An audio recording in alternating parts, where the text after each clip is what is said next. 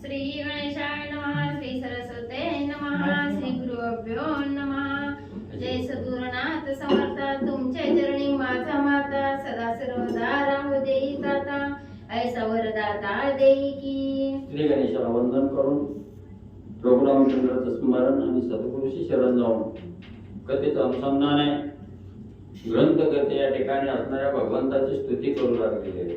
हे भगवंता, त्या ग्रंथारंभे, या अध्यायाच्या आरंभे जी असणारी कथा त्या ठिकाणी सांगणार आहे किंवा कथेला सुरुवात त्या ठिकाणी करणार आहे थोडं, तर म्हणजे माझं जे असणारं चित्त आहे, या चित्तामध्ये आणि अनेक विचार त्या ठिकाणी आलेले असतात।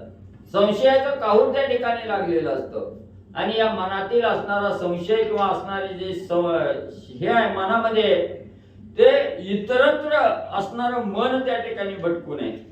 माझं असणारं अखंड हे जे मन आहे, हे मन तुमच्या चरणावर लीन त्या ठिकाणी व्हावं, अशा प्रकारचा आशीर्वाद मला त्या ठिकाणी प्राप्त व्हावा, अशी भगवंताला विनंती ग्रंथकर्ते करतायत। न मनी न मना जरी करावे, तरी न मन रूपी हे जगा आघवे, तेथे न मनाची आणावे शून्याकार।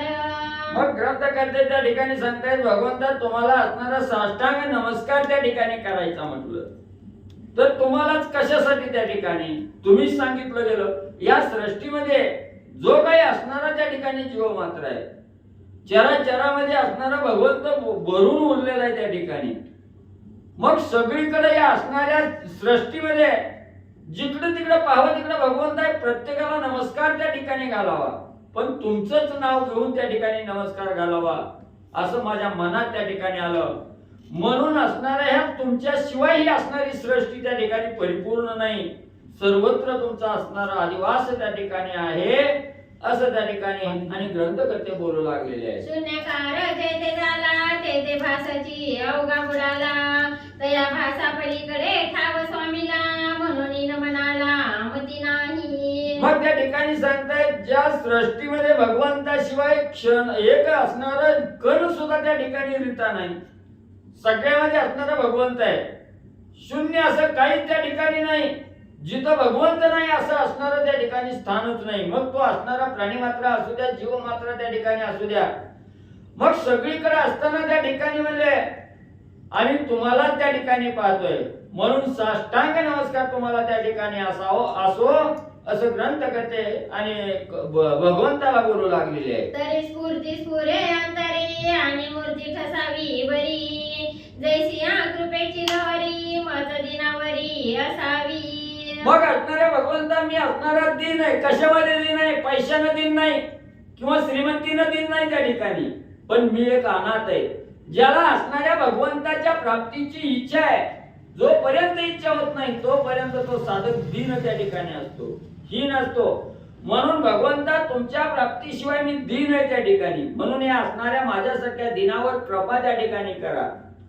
माझं असणारं मन इतरत्र त्या ठिकाणी भटकू नये, माझ्या शरीरानं वाईट कर्म त्या ठिकाणी होऊ नये, अशा प्रकारची कृपा माझ्यावर त्या ठिकाणी करा, माझ्यावर कृपेचा वरदास्त त्या ठिकाणी करा आणि या कथेसाठी अवसान त्या ठिकाणी द्या असं ग्रंथकर्ते भगवंताला बोलू लागले। चित्ती धरी नाचोने तो सिद्धी पावो सुगमा, अंतरी वसुदे प्रेमा नेई नेमा सिद्धी हा। मग भगवंता मी असणारा एक नेम त्या ठिकाणी केलेला आहे आणि माझ्या मनामध्ये जी इच्छा आहे की हा असणारा ग्रंथ परिपूर्णतेला त्या ठिकाणी जावा आणि जगत कल्याणासाठी, जगाच्या उपकारासाठी माझ्या हातून एक कार्य त्या ठिकाणी घडावं, म्हणून तुम्ही माझ्यावर असणाऱ्या कृपेचा वरदहस्त त्या ठिकाणी ठेवावा, माझ्या मनाची इच्छा परिपूर्ण त्या ठिकाणी करावी, अशा प्रकारचा आशीर्वाद भगवंता तुम्ही मला द्यावा, म्हणून तुम्हाला साष्टांग प्रणिपात असो।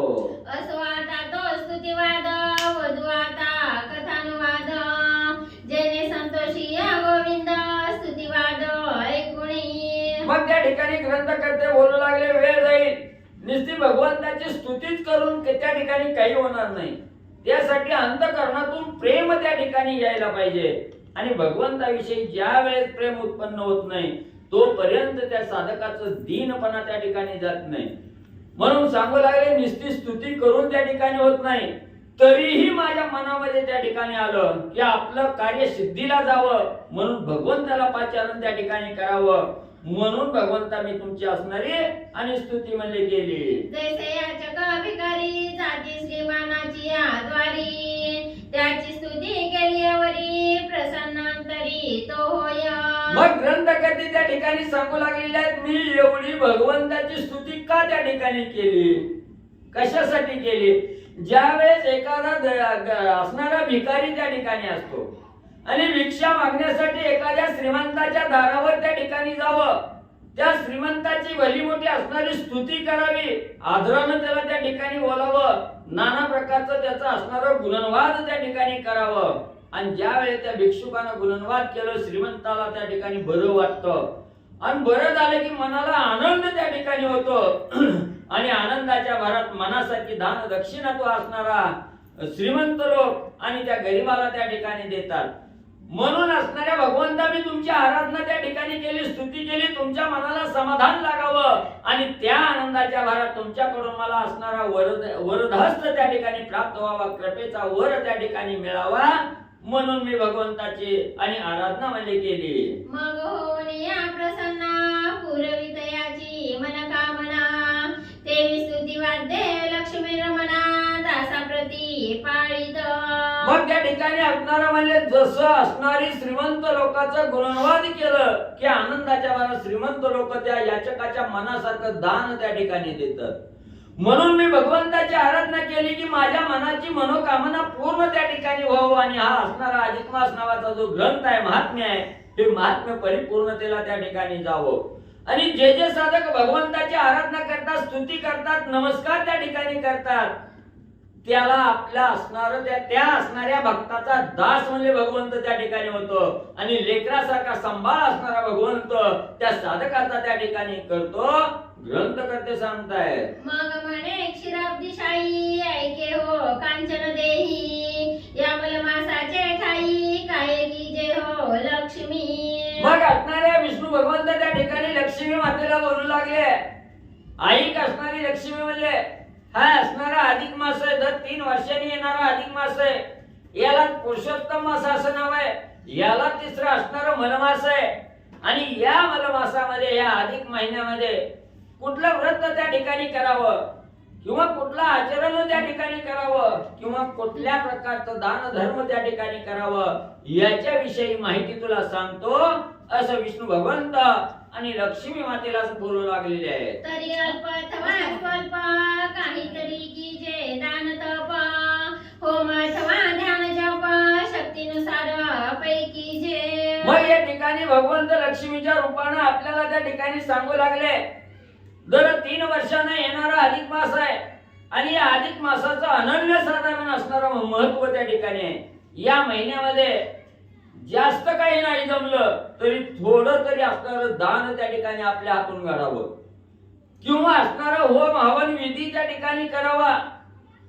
जर आपली असणारी 5वीला पुजलेली दरिद्री आहे त्या ठिकाणी आणि दरिद्रीनं गांजल्यामुळे आपल्याकडे होम हवन करण्यापुरता असणारी ताकद त्या ठिकाणी नाही, म्हणून म्हणजे त्या साधकाने होम हवन जरी नाही त्या ठिकाणी केलं तर आपल्या परीनं आपल्या इच्छेनं होईल तेवढं दान त्या ठिकाणी आणि या महिन्यामध्ये करावं, असं भगवंत लक्ष्मी मातेला सांगू लागले. शक्ती सोना जो न करी तोरवर भोगी अघोरी, यात संदेह निर्धारी नसे सुंदरी जाण पा. पुन्हा असणारे भगवंत त्या ठिकाणी सांगू लागले, प्रत्येकाच्या अल्पमतीनं किंवा आपापल्या परीनं त्या ठिकाणी दान धर्म करा, पण एखादा कंजूस असतो, भरपूर असणाऱ्या भगवंतानं त्या ठिकाणी दिलेलं असतं, पण त्याचा वापर त्या ठिकाणी स्वार्थासाठी करायचा, दुसऱ्यासाठी त्या ठिकाणी करायचा नाही. भरपूर धन दौलत आहे पण कवा होम हवन त्या ठिकाणी करत नाही, आलेल्या याचकाला दान त्या ठिकाणी देत नाही, पंगत त्या ठिकाणी उठवत नाही, त्याला अकल्प आयुष्य असणारा नरक त्या ठिकाणी भोगावा लागतो, असं असणारे ग्रंथकर्ते त्या ठिकाणी सांगू लागले. ऐसे पुनी उत्तर लक्ष्मी वदे प्रत्युत्तर, हे नाथ जीर्णोद्धार प्रश्नाक्षर ऐकी जे. मग त्या ठिकाणी असणारं सांगितलं गेलं की हे नाथा, हे असणाऱ्या भगवंता, या ठिकाणी तुम्ही असणारं दानाचं महत्व त्या ठिकाणी सांगताय. पण म्हणजे माझ्या मनामध्ये एक असणारी इच्छा त्या ठिकाणी आलेली आहे. त्या इच्छेचं निरसन म्हणजे तुम्ही त्या ठिकाणी आणि म्हणजे करा. हे स्वामी जगन्निवासा निर्धना ते उपाव कैसा दुराचारी पुण्यलेशा स्वप्नी नेने कैसा तो. मग त्या ठिकाणी असणारी लक्ष्मी माता सांगू लागलेली आहे की असणारा निर्धन आहे, ज्याच्या जवळ असणारा धनच त्या ठिकाणी नाही. मग धन असल्याशिवाय तर दान करता येत नाही. मग ज्याच्या जवळ धन नाही त्यानं दान त्या ठिकाणी कसं करावं आणि कसं पुण्य त्या ठिकाणी साचवावं. एखादा दिन त्याच्या हातून काहीही असणारं पुण्यात्मक कर्म त्या ठिकाणी घडत नाही. मग त्या साधकाला पुण्य कमवण्यासाठी त्या ठिकाणी काय करावं लागल याच्या विषयी माहिती भगवंत आम्हाला सांगा. लक्ष्मी माता भगवंताला प्रश्न विचारू लागल्या. अविवेकी असती जे प्राणी पशुवता विचारती जनी तया प्राणी ते कैसेनी मुक्ती घडे स्वामी राजा.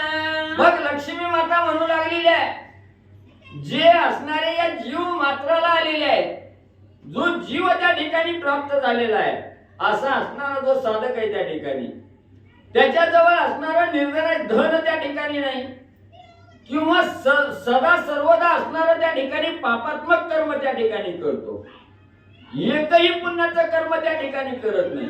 मग अशा साधकाला जर मोक्षाची इच्छा त्या ठिकाणी झाली, मोक्षाचा मार्ग धरण्याची त्या ठिकाणी इच्छा झाली तर त्याच्यासाठी उपाय काय त्या ठिकाणी करावा असं लक्ष्मी माता भगवंताला विचारू लागल्या. यासी उपाय केवता तो सांगीचे कृपावंता म्हणून चरणी ठेविला माता मग अनंत बोलत. मग जो साधक मुमुक्ष आहे म्हणजेच असणारा त्या ठिकाणी दरिद्रीमध्ये त्या ठिकाणी गांजून गेलेला आहे, धन नाही, मग त्याच्या हातून काही दान धर्म त्या ठिकाणी घडत नाही आणि त्याच्या मनामध्ये तर एक इच्छा आहे की आपल्याला असणारा मोक्ष त्या ठिकाणी मिळावा, भगवंताचा असणारं स्थान त्या ठिकाणी आपल्याला प्राप्त व्हावं. त्याच्यासाठी काय त्या ठिकाणी करावं लागल, त्यानं कुठला असणारा उपचार त्या ठिकाणी घ्यावा याच्या विषयीची माहिती भगवंता मला सांगा. लक्ष्मी माता बोलू लागल्या. तरी एक हो सुंदरी द्रव्य नसे जरी पदरी तरी कष्ट व्हावे शरीरी साधू दर्शने महालाभू. मग असणाऱ्या लक्ष्मी मातेने विचारल्यानंतर असणारे विष्णू भगवंत त्या ठिकाणी सांगू लागले. ऐक लक्ष्मी म्हणले, ज्याच्याजवळ धन नाही, मनामध्ये तर इच्छा आहे की आपण दान धर्म त्या ठिकाणी करावा, असणारं त्या ठिकाणी पुण्य कमवावं, पण पदरी धनच त्या ठिकाणी नाही. मग त्या साधकानं काय करावं असं भगवंताला विचारल्यानंतर भगवंत सांगू लागले, नसू द्या म्हणले, धन नसू द्या, फक्त मनाची इच्छा भगवंत प्राप्तीची त्या ठिकाणी झाली पाहिजे. आणि या इच्छेसाठी हा असणारा देह कितीही जिजवायची वेळ त्या ठिकाणी आली तरी तो देह असणाऱ्या साधू संतांच्या संगतीला किंवा साधू संतांचं दर्शन घेण्यामध्ये जेवढा देह जिजायचा तेवढा जिजवा. दान धर्म केल्याचं पुण्य आणि त्या ठिकाणी प्राप्त होतं. का साधू संतांच्या दर्शनानं किंवा साधू संतांच्या भेटीनं त्या ठिकाणी दान केलेल्याचं पुण्य त्या साधकाला त्या ठिकाणी प्राप्त होतं. म्हणून भगवंत लक्ष्मी मातेला सांगू लागले. देवदर्शना पुराणी काया कष्टवी जे गोसेवनी तया ते न लगे कपर्दिक दानी तपे करुणी मी तोषे. मग जे साधक त्या ठिकाणी धनाची इच्छा करत नाहीत, आपल्यापाशी धन असो ना नसो त्या ठिकाणी, पण हे असणारं जे भगवंतानं दिलेला देह आहे आपल्याला त्या ठिकाणी या देहाचं सार्थक करण्यासाठी अनेक तीर्थयात्रा त्या ठिकाणी करतात, दररोज नित्य नेमानं भगवंताचं दर्शन त्या ठिकाणी करतात, किंवा असणाऱ्या गायीचं पालन त्या ठिकाणी करायचं, वासरासह गायीचं रक्षण त्या ठिकाणी करायचं, गायीचं पालन त्या ठिकाणी करायचं, साधू संताला आदरातिथ्य त्या ठिकाणी द्यायचं.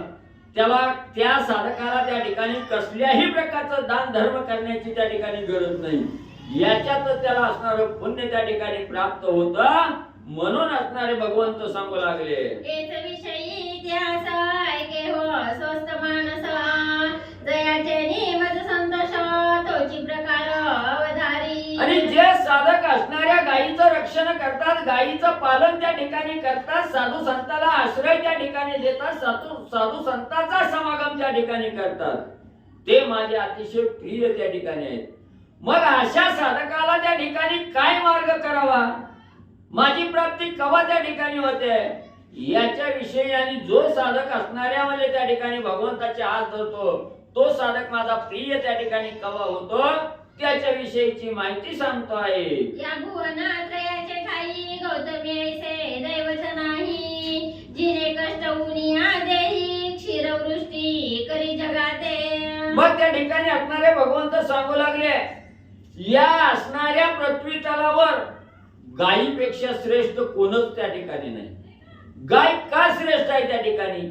आपला सर्व देह त्या ठिकाणी पणाला लावते किंवा आपलं सर्व शरीर त्या ठिकाणी पणाला लावते आणि जगाच्या आत्म्याला शांतता देण्यासाठी ती अखंड दूध त्या ठिकाणी पाजते. आपलं दूध रूपी रक्त त्या ठिकाणी दुसऱ्याला देते आहे आणि दुसऱ्याचा जीव त्या ठिकाणी वाचवते. म्हणून गायीसारखं दैवत या असणाऱ्या पृथ्वी तलावर त्या ठिकाणी दुसरं नाही असे भगवंत सांगतायत. तरी प्रत्येही करावे पूजन, न घडे तरी मलमासरी जाना, मासवरी करावे पूजन ते निरूपण अवधारी. म्हणून गाय ही असणारी सर्वश्रेष्ठ आहे. आपला असणारा त्या ठिकाणी देहाचा विचार करीत नाही, शरीराचा विचार करीत नाही, जगत त्रयासाठी त्या ठिकाणी आपला देह कष्टविते आणि लोकाला समाधान त्या ठिकाणी देते. म्हणून प्रत्येक साधकानं दररोज म्हणजे नित्य नेमानं अधिक महिना जरी नसला तरी दररोज गायीचं दर्शन त्या ठिकाणी करावं. आणि जर दररोज नाही झालं दर्शन तर या अधिक महिन्यामध्ये तरी नित्य नेमानं दररोज असणाऱ्या गायीचं दर्शन त्या ठिकाणी घ्यावं, गायीचं पूजन त्या ठिकाणी करावं असं भगवंत त्या ठिकाणी सांगतायत. एक मासापर्यंत जाणं स्वयंमुक्त करावे आपण, प्रातःकाळी करून स्नान देवतार्चना पैकी जे. मग त्या ठिकाणी त्या असणाऱ्या साधकांनी ह्या असणाऱ्या मलमासामध्ये पुरुषोत्तम मासामध्ये किंवा अधिक महिन्यामध्ये दररोज सकाळी उठल्याबरोबर असणारं संध्या स्नान करायचं, आंघोळ त्या ठिकाणी करायची, दिवसभर पूर्ण उपवास त्या ठिकाणी करायचा आणि दररोज असणाऱ्या देवाचं भगवंताचं असणारं पूजन म्हणजे नित्यनेमानं सकाळच्या प्रहरी आंघोळ झाल्यानंतर म्हणजे करावं. मग करावे गौतमी पूजन तया एवढे नसे पुण्य, घालून तृणधान्य भावे चरण वंदावे. सकाळी लवकर असणाऱ्या झोपेतून त्या ठिकाणी उठावं, आंघोळ त्या ठिकाणी करावी, असणाऱ्या देवताचं पूजन त्या ठिकाणी करावं आणि नंतर म्हणजे गायीला आपल्या दारात घ्यावं, गायीचं पूजन मनोभावे त्या ठिकाणी करावं. थोडा असणारा चारा त्या ठिकाणी गायीला चारावा. याच्यासारखं पुण्य दुसरं काहीही त्या ठिकाणी नाही. एवढं गायीचं असणारं पूजन सर्वश्रेष्ठ पुण्य मिळवण्याचा मार्ग त्या ठिकाणी आहे. विष्णू भगवंत लक्ष्मीच्या रूपानं तुम्हा आम्हाला त्या ठिकाणी आणि सांगू लागले. गोपूजेला विजय भाळी तेने स्नान केले यमुना जळी, उठवनिया प्रातःकाळी आधी गौतमी नमावी. मग म्हणजे असणाऱ्या गायीचं पूजन त्या ठिकाणी करावं आणि गायीच्या असणारं जे शेपूट आहे हे शेपटाचा शेंडा आपल्या असणाऱ्या कपाळाला त्या ठिकाणी लावावा. आपण एवढा असणाऱ्या दूर देशाला काशीला त्या ठिकाणी वाराणसीला जाऊन गंगेमध्ये स्नान त्या ठिकाणी करावं. त्या गंगेमध्ये स्नान केल्यानंतर जेवढं पुण्य त्या ठिकाणी मिळतं तेवढं गायीचं पूजन करून गायीचे शेपटी आपल्या असणाऱ्या कपाळाला त्या ठिकाणी लावली की तेवढं असणारं पुण्य आपल्याला त्या ठिकाणी मिळतं. म्हणून दररोज सकाळी लवकर उठावं, आंघोळ करावी, असणाऱ्या देवाचं पूजन त्या ठिकाणी करावं आणि गायीचंही म्हणजे नित्य नेमानं पूजन करावं. जेवढं काशीला जाऊन पुण्य मिळत नाही तेवढं पुण्य म्हणजे येतं अधिक महिन्यामध्ये गायीचं दर्शन केल्यामुळे मिळतं. मग गौतम पुत्रा करुण वंदना गोमय सडा समार्जना, तया योगे पवित्र सदना होय जाना तयाचे. मग त्या असणाऱ्या गायीचं पूजन त्या ठिकाणी करावं, वासराचं पूजन त्या ठिकाणी करावं. त्यात असणाऱ्या गायीच्या गोमूत्रानं शेणानं त्या ठिकाणी असणारी जमीन म्हणजे सारवावी आणि त्या सारवलेल्या जमिनीवर स्वच्छ असणारी सुंदर रांगोळी त्या ठिकाणी काढावी, तिथं गायीला त्या ठिकाणी उभा करावं. अशा प्रकारचा विधी धर्म आणि भगवंत सांगू लागले. तया घरी लक्ष्मी निवास ठावन से रोग अपमृत्यास, निरंतर करी निवास सदैव यश तोला आहे. आणि जो साधक असं नित्य नेमानं त्या ठिकाणी गायीचं पूजन दररोज सकाळी झोपेतून उठल्याबरोबर असणारा त्या ठिकाणी करतो त्याच्या घरी काही कदापि अकल्प मृत्यू असणारा त्या ठिकाणी अकाली मृत्यू त्या ठिकाणी कोणाचा होत नाही. कुणाचं असणारं दुःख दरिद्री त्या ठिकाणी येत नाही. काय येत नाही? जो साधक मनोभावे गायीचं पूजन करतो त्या साधकाच्या घरी अखंड भगवंत असणारे विष्णू भगवंत आणि आदिवासवाले त्या ठिकाणी करतात. कसलंही त्या साधकाला दुःखाची बाधा त्या ठिकाणी होऊ देत नाही. म्हणून अधिक महिन्यामध्ये दररोज नित्य नेमानं गायीचं पूजन म्हणले करावं. ऐसे गौतमीचे पूजन करून मग सुशिरा सपत्नीक द्विज बोलावून तयाची पूजा अर्ध पाद्यादी करून द्यावे दान तया प्रती. मग गायीचं पूजन त्या ठिकाणी झालं की असणाऱ्या म्हणले घरामध्ये जे असणारे साधक आहेत त्यांनी आपल्या असणाऱ्या पत्नीसह आपल्या असणाऱ्या गावातील किंवा असणारा म्हणजे शेजारचा कुठलाही असणारा ब्राह्मण त्या ठिकाणी बोलवावा. निस्ता ब्राह्मण नाही, सपत्नीक त्याच्या पत्नी बरोबर असणारा त्या ठिकाणी ब्राह्मणाला बोलवावं. घरी आणावं, त्याचं पाद्य पूजन त्या ठिकाणी करावं. पाय धुवावं, पाय धुवून असणारं मनोभावे त्याची असणारी पूजा त्या ठिकाणी करावी. आणि असं नसतं ब्राह्मणाला म्हणजे सपत्नी सह बसवावं. सालंकारी संयुक्त करुणा दोहन पात्र वस्त्र अलंकार जाण गळा पुष्पमाळा घालून घंट बांधून दान द्यावे. मग असणाऱ्या ब्राह्मणाला त्याच्या पत्नीसह घरी बोलवावं. पाटाचं आसन त्या ठिकाणी टाकावं, आसनावर त्या ठिकाणी बसवावं. दोघाच्याही समोर आदरातिथ्य त्या ठिकाणी करण्यासाठी असणारे आपल्या परीने जे काही वस्त्र आहेत ते वस्त्र आणावे. दाग दागिने दान देण्यासाठी त्या ठिकाणी द्यावं. तेही नाही त्या ठिकाणी जमलं तर फुलाच्या माळा त्या ठिकाणी आणाव्या, दोघाच्या गळ्यामध्ये त्या ठिकाणी घालाव्या. मनोभावे त्याचं असणारं पूजन म्हणजे त्या ठिकाणी करावं असं असणारे ग्रंथकर्ते सांगू लागले. ते घंटीचा होता नाद स्वर्गी सुख पावे पितृवृंद उतरवणे वैतरणीचा कंद सुख संवाद तो करी. मग त्या ठिकाणी ब्राह्मणाचा आदरातिथ्य त्या ठिकाणी करावं. गळ्यामध्ये असणारी घंटा त्या ठिकाणी बांधावी आणि ती घंटा त्या ठिकाणी बांधली की स्वर्गाच्या ठिकाणच्या देवाला 33 कोटी देवाला आनंद त्या ठिकाणी होतो. आणि जो कोणी आपला असणारा पूर्वज म्हणजे वैतरणी नदी म्हणजे असणारी त्या ठिकाणी यमधर्माच्या ठिकाणी असणारी वैतरणी नदी आहे. तिथं जरी कोण आपलं त्या ठिकाणी पचत असलं तरी या असणाऱ्या ब्राह्मणाच्या गळ्यातील घंटी वाजल्याबरोबर वैतरणी नदी त्या ठिकाणी मुक्त होते. तिथून तो साधक त्या ठिकाणी मुक्त होतो आणि स्वर्गाच्या मार्गाला त्या ठिकाणी लागतो. म्हणून म्हणले असणाऱ्या ब्राह्मणाच्या गळ्यात घंटा बांधावी, ती घंटा म्हणजे त्या ठिकाणी आवाज करावा. पुरुषत्वा हो का नारी उभय तलावाची समान परी गौतमेसी पवित्र पृथ्वीवरी दैवतान असेना. मग त्या ठिकाणी असणारं म्हणजे दोघांनीही समान पूजा केली तरी स्त्रीनं नाही करावा असा भेदभाव त्या ठिकाणी नाही. दोघांनीही पूजा त्या ठिकाणी केली तरी चालते. का? ही गाय ही असणारी सर्वश्रेष्ठ आहे. त्या ठिकाणी गायीशिवाय महत्वाचं किंवा असणारं मोठं कोणच त्या ठिकाणी नाही. म्हणून गायीचं पूजन त्या ठिकाणी पुरुषानं अथवा स्त्रीनं त्या ठिकाणी केलं तरी चालतं. त्याला मोक्ष त्या ठिकाणी प्राप्त होतो. पुण्याचा पर्वत त्या ठिकाणी साचला जातो. म्हणून नित्य नेमानं गायीचं पूजन त्या ठिकाणी करावं. गौतमी विना न होय यज्ञ गोक्षिरे विना न घडे हवन पंचामृता विना न घडे पूजन श्री विष्णू महाविष्णूचे. मग त्या ठिकाणी असणारं सांगू लागलेले आहे गायीच्या पूजनाशिवाय पुण्य त्या ठिकाणी नाही किंवा गायीच्या दुधाशिवाय खीर त्या ठिकाणी बनवणं योग्य त्या ठिकाणी नाही. गायीच्या शेणाशिवाय जमीन सारवणं त्या ठिकाणी योग्य नाही. म्हणून हे असणारं गायीच्या शेणानं जमीन सारवावी, गायीच्या दुधाची असणारी खीर त्या ठिकाणी करावी किंवा गायीशिवाय होम हवन त्या ठिकाणी साध्य होत नाही.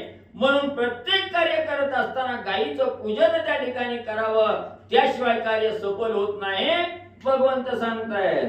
जयाचे घरी गौतमीचे पूजन पवित्रतयाचे सदन जेथे नसे सडा संमार्जन जाणावे सदन श्मशान ते. मग ज्याच्या घरी नित्य नेमानं गायीचं पूजन केलं जातं ते अतिशय पवित्र सदन आहे. त्या ठिकाणी ज्याच्या दारात नित्य नेमानं गायीचं असणारं पूजन होतं ते अति पवित्र सदन त्या ठिकाणी सांगितलं गेलं. आणि ज्याच्या घरी गायीचं पूजन होत नाही, कवा दारातलं झाडून त्या ठिकाणी काढणार नाही किंवा रांगोळी त्या ठिकाणी घालणार नाही, सडा त्या ठिकाणी टाकणार नाही. ते असणारं घर स्मशानभूमी सारखं उदास त्या ठिकाणी राहतं, असे असणारे भगवंत सांगतायत. पाहते गौतमी परोपकारी तृण भक्षुनार अन्न माझारी स्वइच्छा जळते प्राशन करी भार कवनावरी घालिना. मग गाय कशी आहे? गाय कुणालाही त्या ठिकाणी त्रास देत नाही. नुसतं गायीचं बिरडं सोडायचं आणि मोकळी त्या ठिकाणी सोडायची. ती गाय तुम्हाला त्या ठिकाणी मला ही आणून दे ती आणून दे ही असं कवा सुद्धा म्हणजे त्या ठिकाणी त्रास देणार नाही. स्वतः गाय वनामध्ये जाते, मनानं त्या ठिकाणी खाऊ वाटेल तेवढं खाते, जिथं पाणी मिळेल तिथं पाणी पिऊन त्या ठिकाणी येते. ती गाय कुणालाही त्रास त्या ठिकाणी देत नाही. एवढी असणारी गाय त्या ठिकाणी आपलं कार्य आपण स्वतःहून त्या ठिकाणी करते, असे असणारे भगवंत सांगू लागले. स्वसदने एवढी जाणा क्षीरवृष्टी अमृत समान तेने तृप्त होती अबला जना ऐसी कृपा गण धेनुती. मग नुसतं गायीला सकाळी त्या ठिकाणी सोडून दिलं की दिवसभर त्या ठिकाणी वनामध्ये जाते, मनाला वाटेल ती चारा त्या ठिकाणी खाते, पाणी मिळालं तर पाणी त्या ठिकाणी पिते आणि संध्याकाळची वेळ झाली की बरोबर आपल्या असणाऱ्या घराकडे त्या ठिकाणी येते, आपल्या गोट्यात येते आणि जे काही घरातली आबाल वृद्ध आहे त्या ठिकाणी या सगळ्याला दुधाचा वर्षाव त्या ठिकाणी करते, सगळ्याला दूध त्या ठिकाणी पाजते, प्रत्येकाच्या जीवाला शांतता त्या ठिकाणी देते. म्हणून गायीसारखं दैवत आणि दुसरं काही त्या ठिकाणी नाही. जे गायीचे पूजन करतात ते माझे निश्चिम असणारे आवडते त्या ठिकाणी आहेत. विष्णू भगवंत सांगू लागले. गोमय पावना सदना अंगस्पर्शे पापक्षाळना गोमूत्रे पंचगव्य ते पवित्रपणा शास्त्रे जाणा बोलिलेसे. मग त्या ठिकाणी असणारे भगवंत सांगू लागलेले आहेत, ग्रंथकर्ते त्या ठिकाणी सांगू लागलेले आहेत. आता अनेक प्रकारचे असणारे दवाखाने त्या ठिकाणी निर्माण झालेले आहेत. कशाचे दवाखाने आहेत?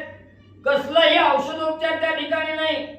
त्यांनी सांगितलं गेलं गायीचं शेण आहे, गायीचं असणारं मूत्र आहे त्या ठिकाणी, हे मिश्रण त्या ठिकाणी केलं. नुसतं दारामध्ये त्या असणाऱ्या मिश्रणाचा सडा त्या ठिकाणी टाकला आणि त्या सड्यावर जर आपला असणारा स्पर्श शरीराचा त्या ठिकाणी झाला तरी अनेक वेदना या शरीराच्या त्या ठिकाणी क्षमता आहेत. आणि पंचगव्यामध्ये असणारा उपचार त्या ठिकाणी सांगितला गेला. कुठलाही आजार झाला, शरीराला आजार झाला तर गायीचं शेण आणि मूत्र त्या ठिकाणी कालवायचं, सर्व अंगाला लेप त्या ठिकाणी द्यायचा, हे पंचगव्यामध्ये उपचार सांगितला गेला. त्यानंही असणाऱ्या जीव मात्राला त्या ठिकाणी आनंद मिळतोय. एवढी गायी असणारी श्रेष्ठ त्या ठिकाणी सांगितली गेली. लक्ष्मीच्या रूपाने भगवंत आपल्याला सांगू लागले. प्रायश्चिता घेता जनाप्रती देहाचे दोष धन होती ममते स्वसुखे नांदती प्रसादे धेनुचिया. मग त्या ठिकाणी असणारा गायीचं हे असणारा त्या ठिकाणी गायीला वैरण त्या ठिकाणी टाकली, चारा त्या ठिकाणी चारला गेला. गाय मनसोक्त आपल्याला असणारा दुधाचा वर्षाव त्या ठिकाणी करते. गाय कुणाचाही उपकार त्या ठिकाणी ठेवत नाही. कणभर चारा त्या ठिकाणी चारला तर असणारा ताव्यावर दूध देणारी गाय आहे त्या ठिकाणी आणि असणाऱ्या प्रत्येक जीवाला शांत त्या ठिकाणी करणारी आहे. प्रत्येक जीवाला असणारा आनंद त्या ठिकाणी देणारी गाय आहे. म्हणून प्रत्येकाला असणाऱ्या गायीचं अनन्य साधारण महत्व त्या ठिकाणी जाणावं, गायीचं पूजन त्या ठिकाणी करावं. गाय ही सर्व घरातल्या सर्व लोकांना त्या ठिकाणी आनंद देते, निरोगी त्या ठिकाणी करते. एवढं अनन्य साधारण महत्व गायीचं त्या ठिकाणी आहे. विष्णू भगवंत सांगतायत. ऐसे धेनुचे करुण पूजना भगवत ब्राह्मणा द्यावी दान तेने पुनीता होती जना जग जीवना संतोषे. मग अशा या गायीचं मनोबळ आपलं पूजन त्या ठिकाणी करावं. या असणाऱ्या स्त्री पुरुष असणाऱ्या ब्राह्मणाला त्या ठिकाणी बोलवलेलं आहे, त्यांचं पूजन केलेलं आहे. त्यांना ती असणारी गाय त्या ठिकाणी दान द्यावे. गाय दान देतो, रोगराई निघून त्या ठिकाणी जाते, दुःख त्या ठिकाणी थांबत नाही. एवढं पुण्य त्या साधकाला प्राप्त होतं. भगवंत सांगू लागले. कृपा करुणा तयावरी प्राप्त करी निजपुरी नवी संभेक्षण भरी ऐसे मुरारी बोलिला. मग असणाऱ्या भगवंतानी काय सांगितलं गेलं? कुठलंही कार्य घरामध्ये त्या ठिकाणी करत असला किंवा अपार आपल्याला कष्ट आहे, सकाळी झोपेतून उठल्यापर्यंत संध्याकाळी झोपेपर्यंत त्या ठिकाणी कष्ट आहे, काम आहे त्या ठिकाणी, जरी कष्ट काम त्या ठिकाणी करावं लागत असलं तरी गाईला त्या ठिकाणी कवा विसरायचं नाही किंवा भगवंताच्या दर्शनाला कवा विलंब त्या ठिकाणी लावायचा नाही. एवढं असणाऱ्या भगवंताने गाईचं महत्व त्या ठिकाणी सांगितलं ना आपल्याला. या असणाऱ्या संसार रूपी राहट गाडग्यातून तारून जात असताना गायीविषयीचं महत्व आपल्याला त्या ठिकाणी पटवून दिलं गेलं. म्हणून प्रत्येक साधकानं आयुष्यभर जर नाही जमलं तरी या 3 वर्षातून एकदा येणाऱ्या एका महिन्यामध्ये दररोज असे भगवंतांनी सांगितलं गेलं. ऐसे केली अगोदान ते दिनी करावे ब्राह्मण भोजन षडस वृद्धा सहितांना यथेष्ट भोजन पै द्यावे. मग असणाऱ्या ब्राह्मणाला गाय तर 16 प्रकारचं अन्न, प्रत्येक अन्नामध्ये असणारं तूप त्या ठिकाणी टाकावं आणि असं 16 प्रकारचं अन्न त्या ब्राह्मणाला भोजन म्हणून त्या ठिकाणी घालावं. त्याच्यात एवढा असणारं पुण्याचा पर्वत त्या साधकाच्या घरी त्या ठिकाणी साचला जातो. म्हणून म्हणजे अन्नदान करावं. त्रयोदश गणित चंदनार्पिते सुशीतळ द्विजकुळ तोषवावे. मग पुन्हा असणारा त्या ठिकाणी यज्ञाचे भोजन घालावं. भोजन घातल्यानंतर असणारा त्रयोदशी गुणी पानाचा विडा त्या ठिकाणी त्याच्यामध्ये असणारी लवंग टाकावी, सुपारी टाकावी आणि हे असणाऱ्या पानाचा विडा त्या ठिकाणी ब्राह्मणाला द्यावा. चंदनाचा लेप त्या असणाऱ्या ब्राह्मणाच्या कपाळावर त्या ठिकाणी लावावा आणि हे जे समस्त द्विज कुळ आहे, ब्राह्मण कुळ आहे, त्या ब्राह्मण कुळाला असणारा आनंद त्या ठिकाणी मिळवून द्यावा असे भगवंत सांगू लागले. मग वस्त्र अलंकार नाना शक्तीनुसार द्यावी दक्षिणा तुझा प्रीत्यर्थ जनार्दना. म्हणून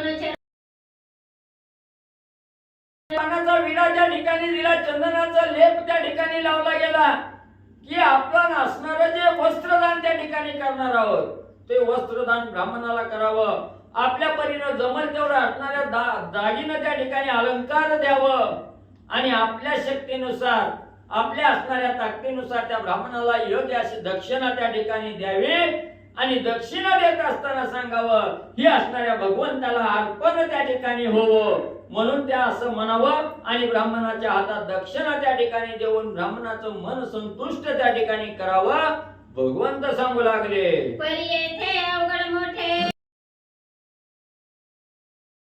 अहंकारे मी तवन भेटे नेटे पोटे पळे मी. पुन्हा भगवंतांनी सांगितलं जरी तुमच्या घरचं चांगलं आहे, ब्राह्मणाला हिन त्या ठिकाणी समजलं, ब्राह्मण 1 रुपया दिला तरीही खुश त्या ठिकाणी होतोय, पण आपली आतोनात संपत्ती आहे त्या ठिकाणी म्हणून 1001 रुपया त्या ब्राह्मणाला द्यायचा आणि पुन्हा रस्त्याला जायचं, वाहवा त्या ठिकाणी करायची. मी ब्राह्मणाला 1001 रुपया दक्षिणा त्या ठिकाणी दिला अशी गर्जना त्या ठिकाणी करून सांगायची. त्या दक्षिणेचा अहंकार त्या ठिकाणी आला की त्या ज्या साधकाच्या अंतःकरणामध्ये अहंकार निर्माण झालाय, मीपणा आलेला आहे, त्या साधकाच्या आणि अंतर्यावर म्हणजे मी त्या ठिकाणी राहत नाही, जवळ तर जाणं त्या ठिकाणी लांबच राहिलं. ज्या साधकाच्या ठिकाणी दान धर्म केल्याचा अहंकार आहे त्या अहंकारामुळे त्या साधकाच्या जवळ माझा असणारा स्पर्श त्या ठिकाणी होत नाही, त्या साधकाला मी जवळ त्या ठिकाणी करत नाही असे भगवंत सांगू लागले. म्हणून येता सांगा कर्म ते घडेना घडे कर्म ते पुण्य गाठी पडेना. ऐसे बोलिले साधू वचना ते अमान्य करवेना माझेनी. मग त्या ठिकाणी असणाऱ्या भगवंतांनी सांगायला सुरुवात केली. जे साधक अहंकाराच्या गर्तेत त्या ठिकाणी पडलेले आहेत त्या अहंकारामुळे असणारा भगवंत त्या ठिकाणी आठवत नाही, जरी आठवला तरी त्या अहंकारापोटी सर्व शून्य त्या ठिकाणी होत आहे, भगवंत प्राप्ती त्या ठिकाणी मावळली जाते. म्हणून जे जे साधक अहंकारामध्ये दान धर्म त्या ठिकाणी करतात आणि दान धर्म केल्याचा असणारा अहंकार ज्याच्या असणाऱ्या शरीरामध्ये त्या ठिकाणी उत्पन्न होतो त्याला मी त्या ठिकाणी जवळ करत नाही. पण ज्या साधूच्या दर्शनाला तो त्या ठिकाणी गेला, ज्या साधूचं मन संतुष्ट त्या ठिकाणी केलं, त्या साधूने जर भगवंताला सांगितलं याच्यावर असणारी कृपा त्या ठिकाणी करा, तर साधू संतांच्या सांगण्यावरून त्याला जवळ करत नाही. भगवंत धरी कोटी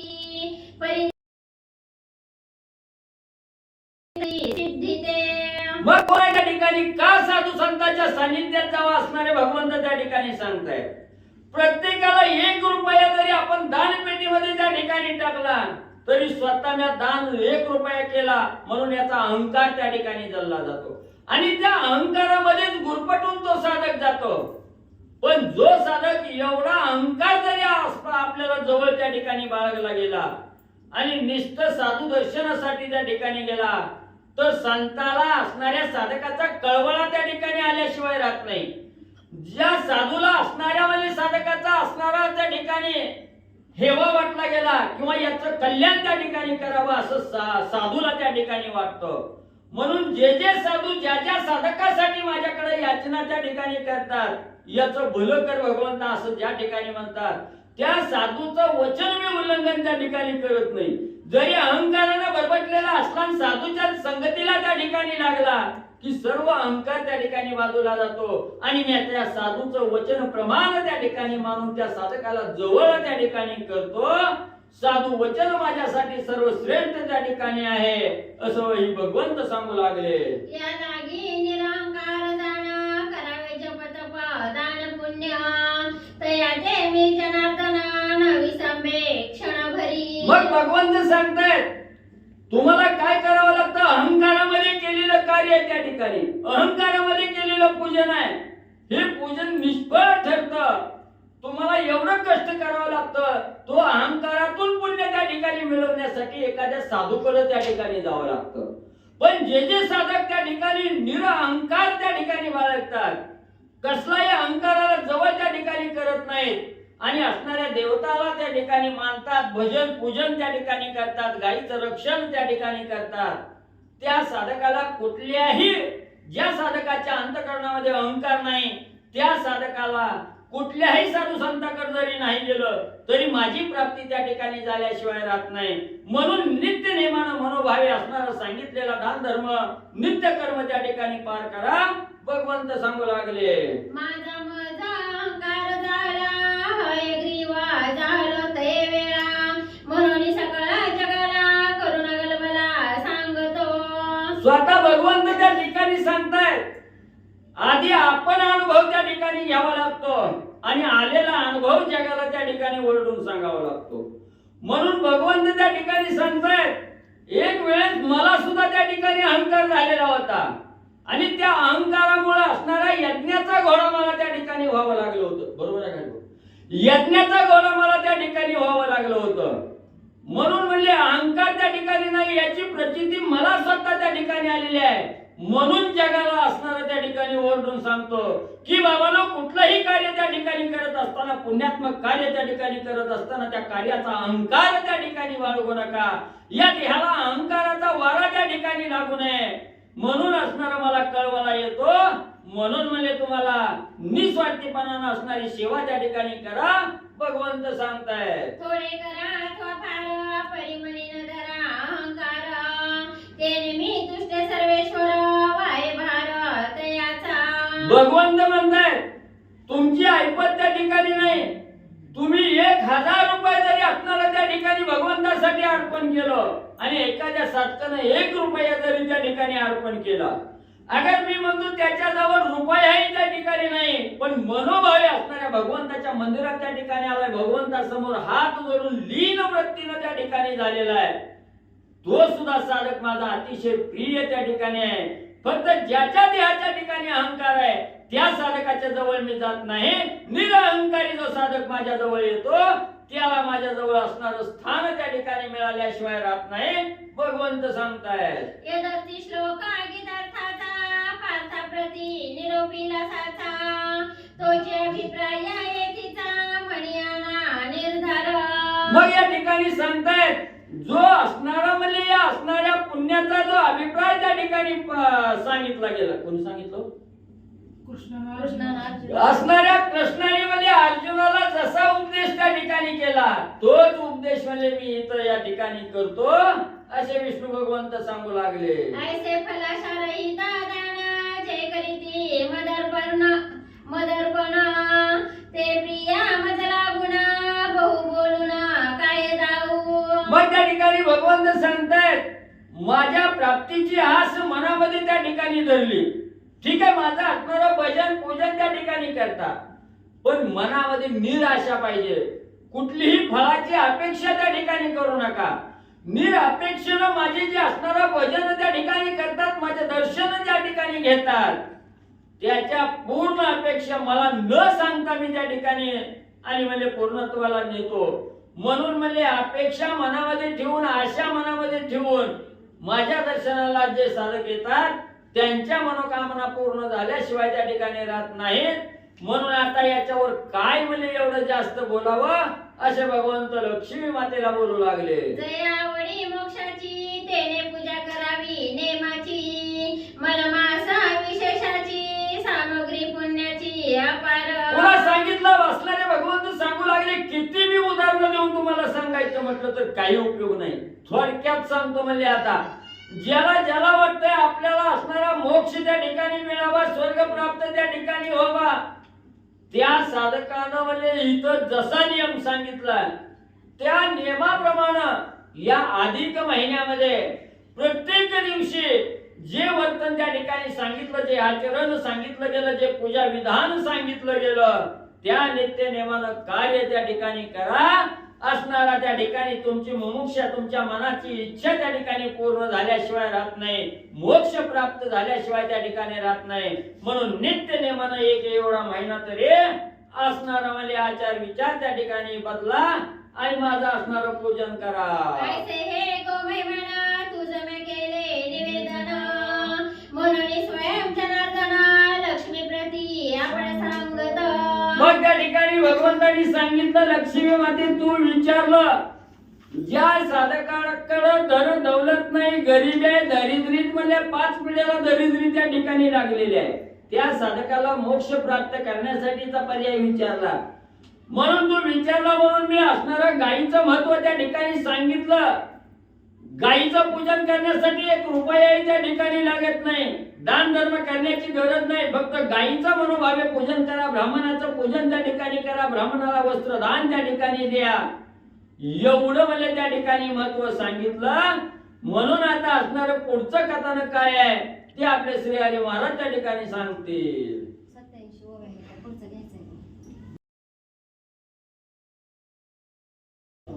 पुंडलिक वधारी विठ्ठल श्री ज्ञानदेव तुकाराम पंढरीनाथ भगवान की जय.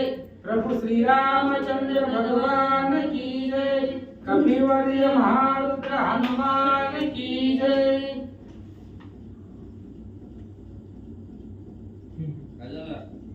गंध चालू आहे. श्री गणेशाय नमः. श्री प्रभु रामचंद्राय नमः.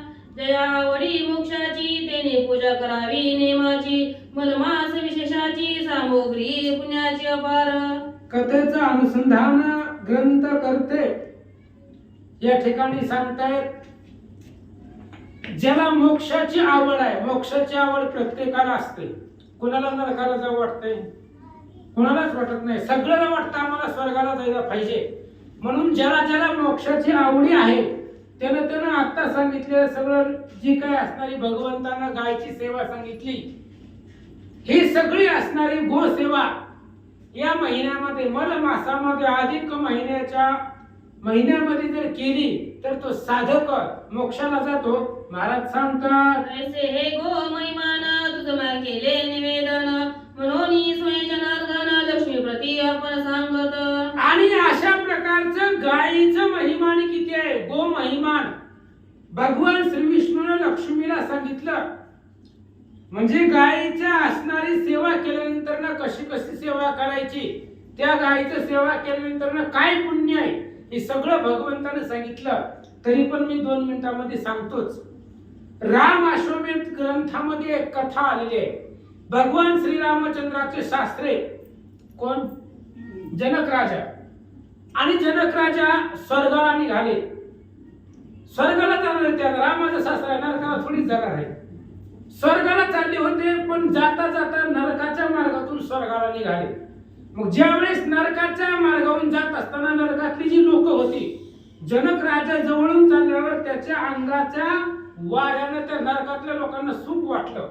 कोणचा पुण्य पुरुष आहे म्हणले, इथून गेला आपल्याला आनंद वाटला. मग जनक राजा महागारी आले आणि त्यांना विचारलं तुम्हाला सुख वाटलं? ते म्हणले हो. मग चला म्हणले तुमचा उद्धार करतो म्हणले.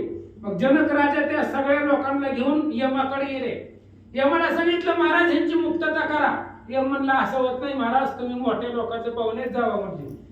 तुम्ही रामचंद्राचे सासरे, तुम्ही जावा स्वर्गाला, ही पापी लोक आहेत, ह्यांना स्वर्गाला घेऊन जाता येत नाही.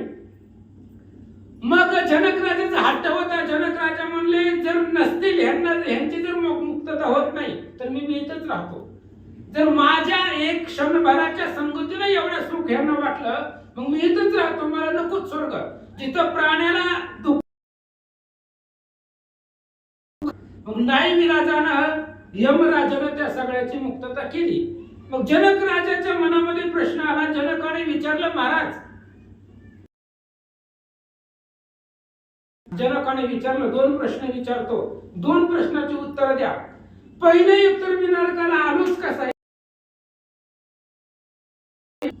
आणि दुसरा प्रश्न ह्या लोकांना एवढं सुख कशा पद्धतीने माझ्या संगतीने सांगितलं महाराज प्रत्येकाचं रेकॉर्ड आमच्यापाशी असतंय म्हणले. एक दिवस तुमच्या नगरामध्ये गाई चरत होती, गाई चारा खात होती. चारा खात असताना त्या गाईला हाकललं म्हणून तुम्ही स्वर्गाला जाणार, फक्त गाईला हाकलल्यामुळे तुम्ही नरकात निघाला, एवढाच फरक आहे. म्हणून गाईचं एवढं महात्म्य आहे. जनक राजाने फक्त हाकललं त्या गाईला तर नरकाच्या,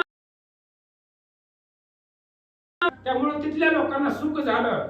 म्हणून गायीचं सेवन, गायीची सेवा अत्यंत महत्वाची आहे. आतापर्यंत भगवंतानं लक्ष्मीला सांगितलं ते तुमच्या आमच्यासाठी आहे, आणि भगवंतानं सांगितलेली गोसेवनाचं महिमान आहे. हे आधी तुमच्या मनामध्ये प्रश्न येईल, जरी या महिन्यामध्ये पाप केलं तर पापही दुप्पट होते, पुण्य जर केलं तर तेही दुप्पट होतं, आणि पाप जर या महिन्यामध्ये केलं तेही दुप्पट होतं. म्हणून पाप करायचंच नाही. पुण्याचा मार्ग हे असणारा पुण्य पावन महिमा आहे, भगवंताचा असणारा महिमा आहे. पुण्य करा, सांगितलेल्या पद्धतीने गायचं सेवन करा, तो माणूस, तो व्यक्ती मोक्षाला जातो. महाराज सांगतात तोचे अभिप्राय गवा तुम्हा श्रोतिया बरवा प्राकृत भाषेची गौरवा किंतु न धरावा मानसी. आणि तेच अभिप्राय आहे जे संस्कृतामध्ये व्यास महाराजांनी पद्मपुराणामध्ये जे सांगितलंय ते प्राकृत भाषेमध्ये. संस्कृत आणि प्राकृत, संस्कृत आपल्याला कळत नाही पण ती जशी कथा आहे तशी प्राकृत भाषेमध्ये म्हणजेच मराठी भाषेमध्ये तुमच्या पुढे मांडले. संमती साक्षात द्यावी आदरे माझी पद्याचे रचने होती अक्षरे स्फूर्तिदाता श्री रघुवीरे तया आदरे वदिलोपै. माझ्या मनाचं मी काही लिहित नाही, याला पुरावा पद्मपुराणाची कथा आहे, आणि माझ्या डोक्याला बुद्धीला चालना देणारा तो भगवंत आहे. मी माझ्या मनानं काहीच लिहित नाही. तू जे सांगशील श्रोत्री तेच लिहितो कागदपत्री, तुझ्या वचनाशिवाय अन्य वक्री नाही लिहित पांडुरंगा. श्रीधर स्वामी सांगतायत हरिविजयमध्ये, जे भगवंतानं माझ्या कानात सांगितले तेच या पत्रातील ग्रंथामध्ये लिहिलंय असं ग्रंथकर्ते सांगतात. ऐसिया गोपूजनाचे विधान भावे करीती पुजो निदान तयाची यमयातना चुकोन पावे सदन मोक्षाचे. अशा प्रकारचे गायी पूजनाचं विधान आतापर्यंत सांगितलं, आणि गरुड पुराणामध्ये 18व्या अध्यायामध्ये ग्रंथकर्ते माधव यांनी सांगितलेलं आहे.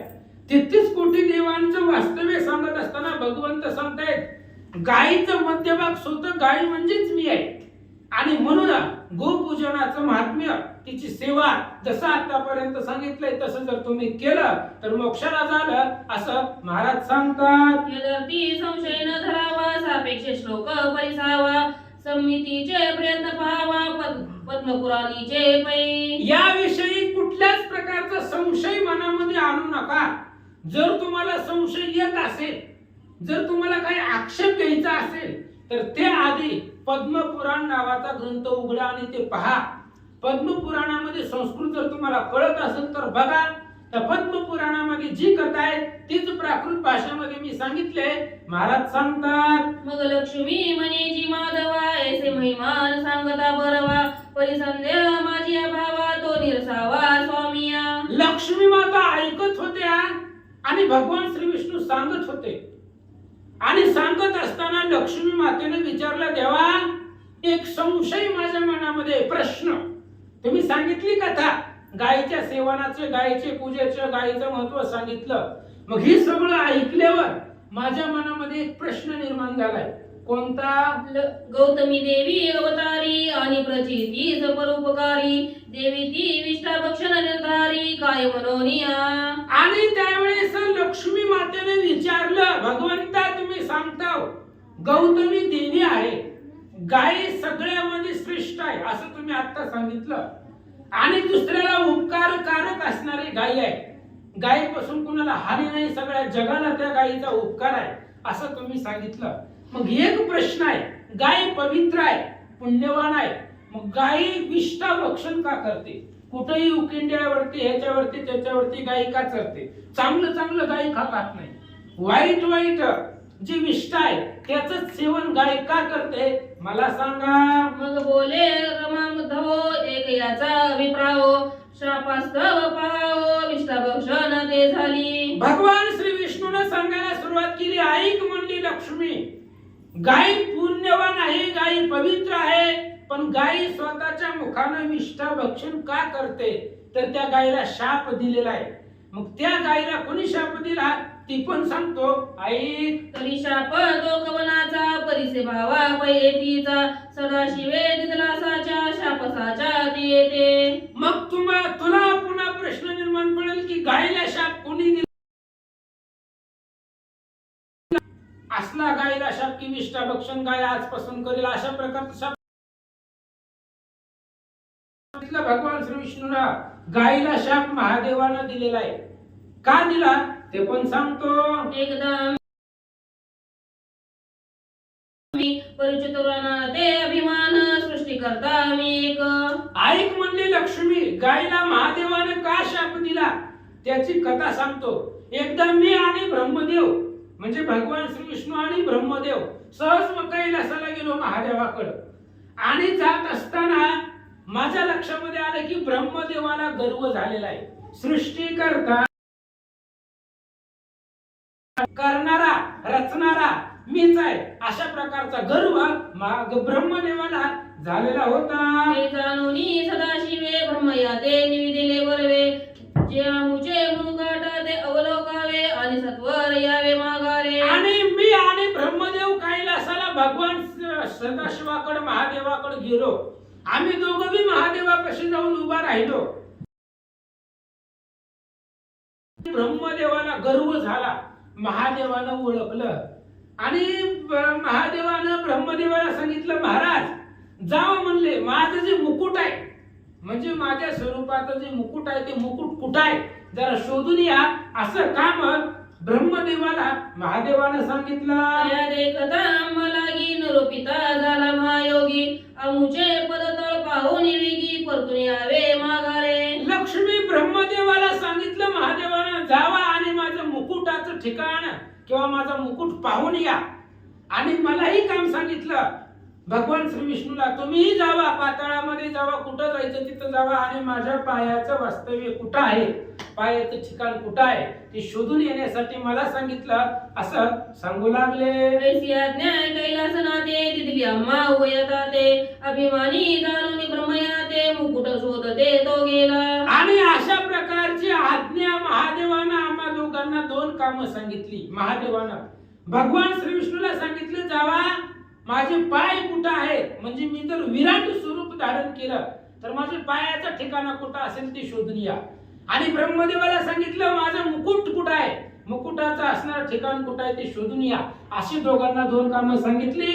आणि भगवान महादेव जी आहेत, भगवान ब्रह्मदेव जी आहेत, मुकुट शोधण्यासाठी निघाले. मग आम्ही जाऊन पाताळा शोधिता झालो रसातळा अतळ वितळ सुतळा सप्तपाताळ शोधिले. मलाही महादेवाने सांगितलं की तुम्ही जावा आणि माझ्या पायाचं ठिकाण शोधून या. मग आम्ही गेलो आतळ, वितळ, तळातळ, महातळ, रसातळ, सुतळ आणि पाताळ, सप्त पाताळ आहे खाली. आणि त्या सप्त पाताळामध्ये गेलो आणि महादेवाचं पाया कुठं आहे त्या पायाचा ठिकाणाच लागाना गेला. आणि ब्रह्मदेव तिकडे वरती गेले, 21 स्वर्ग आहेत, त्या स्वर्गामध्ये मुकुट शोधण्यासाठी ते तिकडे गेले होते. परी ठावन लागे चरणाचा केलं खिन्न होऊन ते साचा परतोनी आलो न बोलवे वाचा शिवाजवळी. मग मला सांगितलं की महादेवानं मला एक काम सांगितलं होतं. तेव्हा म्हणले भगवान श्री विष्णू, तुम्ही माझं पायाचं ठिकाण शोधून या. सप्त पाताळ शोधली मी, पण महादेवाच्या पायाचं ठिकाण मला काही तपास लागला नाही. भव्य दिव्य त्यांचं विराट स्वरूप कुठं त्यांचं पाय शोधायचं घवलेच नाही, सापडलेच नाही. म्हणून मी खिन्न झालो, दुःखी झालो आणि पुन्हा कैलासाला आलो आणि महादेवाला नमस्कार केला.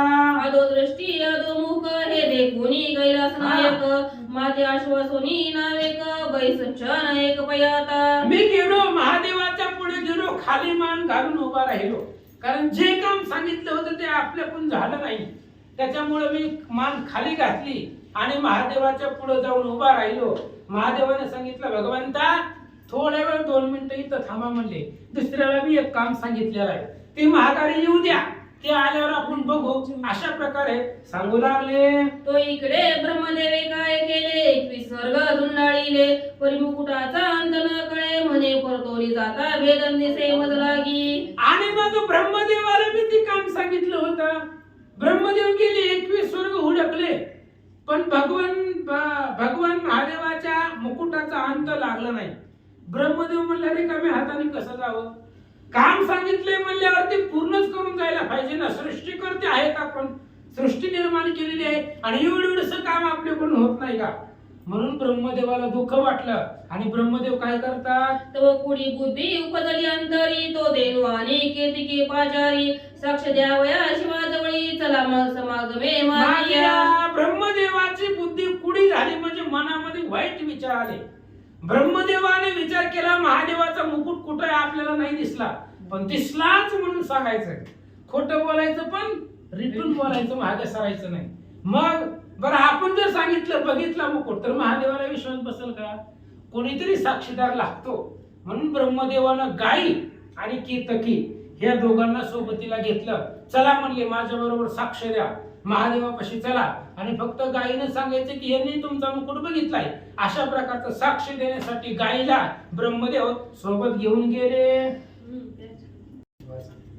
ऐसी समागमे घेऊनी कमळासनाला कैलास भुवनी दुर्लक्षते नमुनी बोलता झाला पै. मग ब्रह्मदेवानं गायीला आणि कीर्तकीला आपल्या सोबतीला घेतलं. चला म्हणले महादेवाकडे साक्ष देण्यासाठी. आणि ते असणारे दोघे जण आले महादेवाकडं. ब्रह्मदेव आले, ब्रह्मदेवानं नमस्कार केला आणि नमस्कार केला महादेवाला. आणि नमस्कार करून ब्रह्मदेव महादेवाला काय म्हणतात, परम आवेशे बोले तेव्हा मुकुट पाहुनी सदाशिवा साक्षी घेऊनी धवा दर्शनापै मै आलो. आणि ब्रह्मदेवानं सांगितलं, भगवंता तुम्ही सांगितलेलं काम परिपूर्ण करून आलोय. तुम्ही सांगितलं होतं मुकुट कुठं आहे, मुकुटाचं ठिकाण कुठं असेल ते शोधून या, बघून या. मी बघून आलो म्हणले. तुमचा मुकुट कुठं आहे मला दिसला.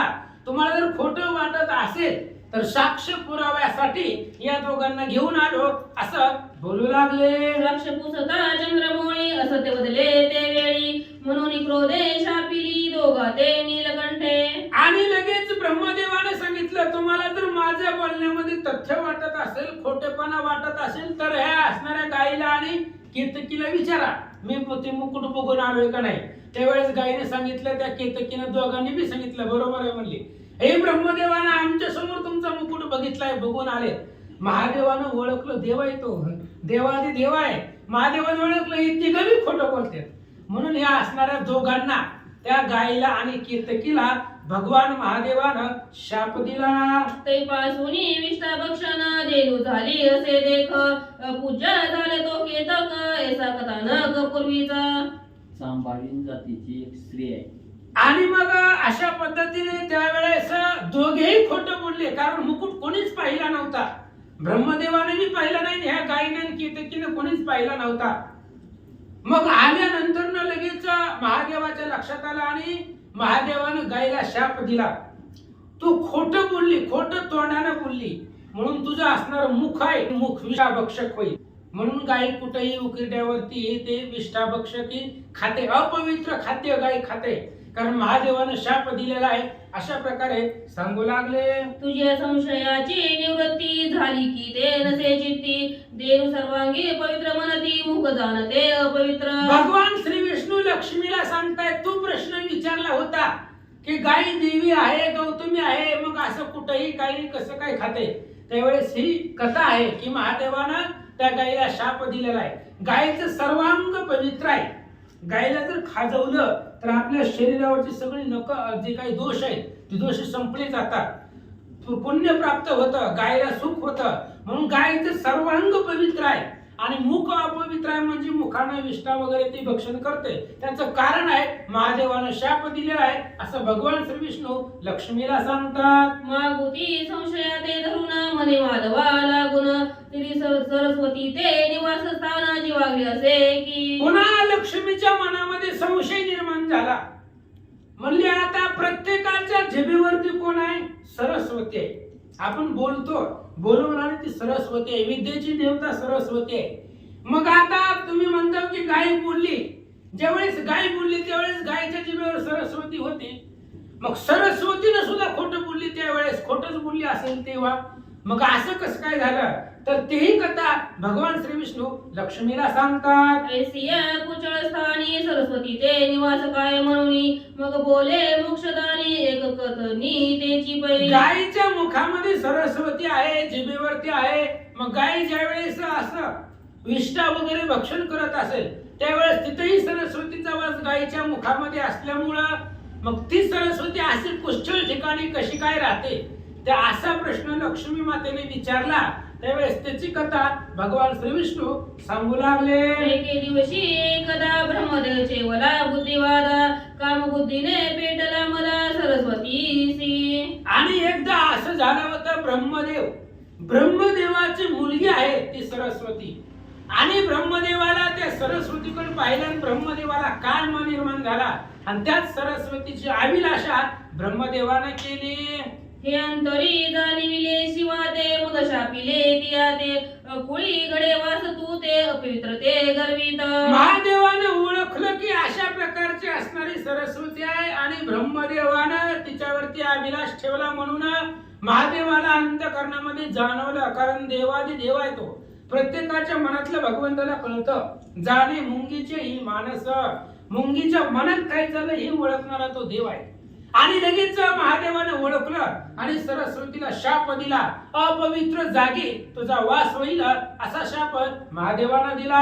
ऐसा शाप सरस्वतीसी देता झाला कैलासवासी, म्हणून या जीवाग्रेसी निवासतयेसी पैजाला. अशा प्रकारचा शाप सरस्वतीला महादेवाने दिल्यामुळं ते असणाऱ्या गायीच्या जिभेवरती सरस्वतीचा वास झाला आणि गायी जिथं जिथं जे जे विष्ठा भक्षण करेल तिथं तिथं सरस्वतीचा वास आहे किंवा राहतो असं भगवान श्री विष्णू लक्ष्मीला सांगतात. आता कलियुगा माझारी कुपात्री ते निवास करी, आणि कुळवंताचे घरी कुळी उपजे मूर्ख पुत्र. आजही कलियुगामध्ये जर पाहिलं गेलं तर जे कुपात्रा वाईट प्रवृत्तीने वागणारे जे लोक आहेत त्यांच्या ठिकाणी सरस्वतीचा वास आहे. म्हणजे सरस्वतीला जिथं जिथं निंदनीय व्यक्ती राहते, ज्याच्या मनामध्ये कामक्रोध भरलेले आहेत, दुसऱ्याची निंदा करतो, वाईट प्रवृत्तीचा जो व्यक्ती आहे त्याच्यापाशी सरस्वती राहते, चांगल्यापाशी बी राहते.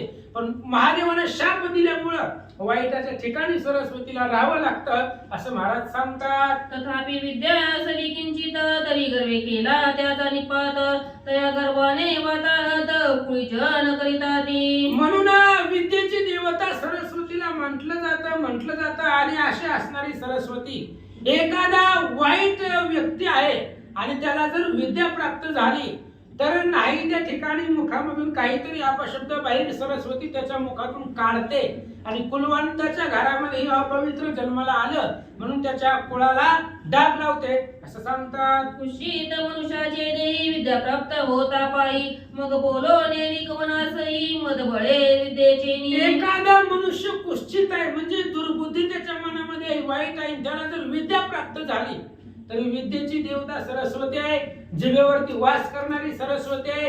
ती विद्या त्याला टायमाला आठवत नाही, त्याला बोलता येत नाही असं महाराज सांगतात. असो आता हे प्रस्तुत पुढे होणारे ते कथिले निश्चित परिचय जन श्रीमंत आपले आई समाधाये. असं म्हणले ग्रंथकर्त्यांनी सांगितलं.